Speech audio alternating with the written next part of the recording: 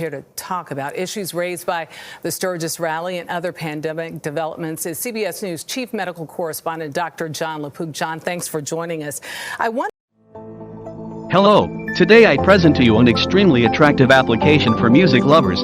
It's completely free. You can listen to music online or download unlimited music to use whenever you don't have internet. The powerful search function helps you find anything you want. Trust me. It's hard not to find what you're looking for because the search function is really powerful. Application download link is attached in the description of the video. I'm pretty sure you'll like it. Thanks. I wanted to start with this argument that the death and infection rates are so low, such a small percentage of our population that, they don't warrant mask mandates or vaccines. Isn't what's at stake here the healthcare system at large? I mean, doctors, staff, nurses, PPP. I mean, you were telling us it's harder now than it was a whole year ago.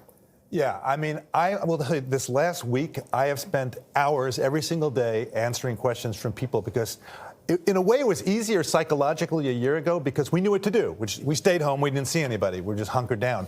Now, the questions are, can I go to a wedding? Can I go to a ball game? Can I go to a restaurant? Indoors, outdoor, mask, no mask? What about my kids? I have a trip to Iceland. Somebody called me back. What do you yesterday. tell people? Yeah. And I say, okay, first of all, big picture.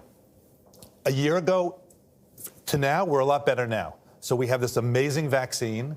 We know from the aerosol scientists, which is so important, about the importance of ventilation. Why is that important? Well, a year ago, I was wearing a mask outdoors. Now, I know if I'm a distance from people outdoors, I'm fine. It's like infinite dilution out there. We know that masks are important, that they work, they're a therapeutic. So we're different now than a year ago. But in terms of the nitty-gritty of what you do indoors, it depends on where you are and what your risk tolerance is.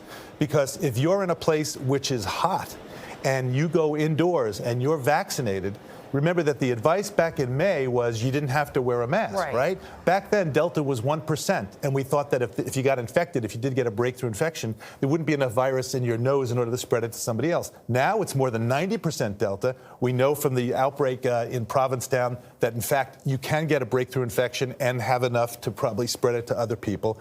And so you have to make the decision, okay, where am I? If I'm at home with somebody who is immunocompromised or somebody under 12 who can't get vaccinated yet or somebody who's older, then I could potentially get infected there and bring it back to them. So, belt and suspenders, wear the mask. Can we talk about that group? Because right now the largest vulnerable group is vulnerable involuntarily because they can't get the vaccine. That's kids under the age of 12. When does that happen? We think that that's going to happen probably sometime in September.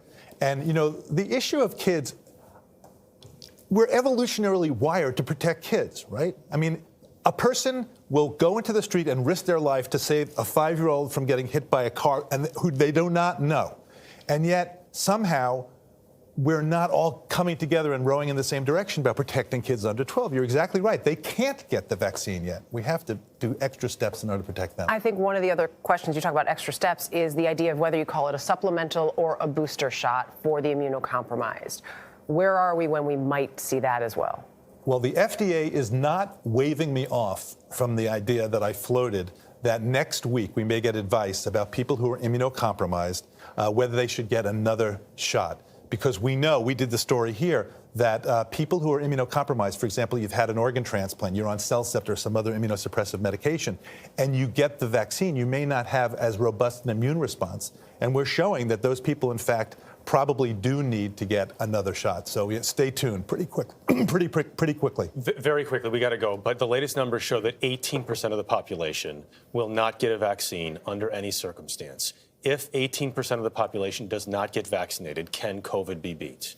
Absolutely, because we beat epidemics before there were vaccines. It was called getting infected, right? I mean, this is so infectious. If you don't get a vaccine, two things are going to happen. You're going to get a vaccine or you're going to get COVID.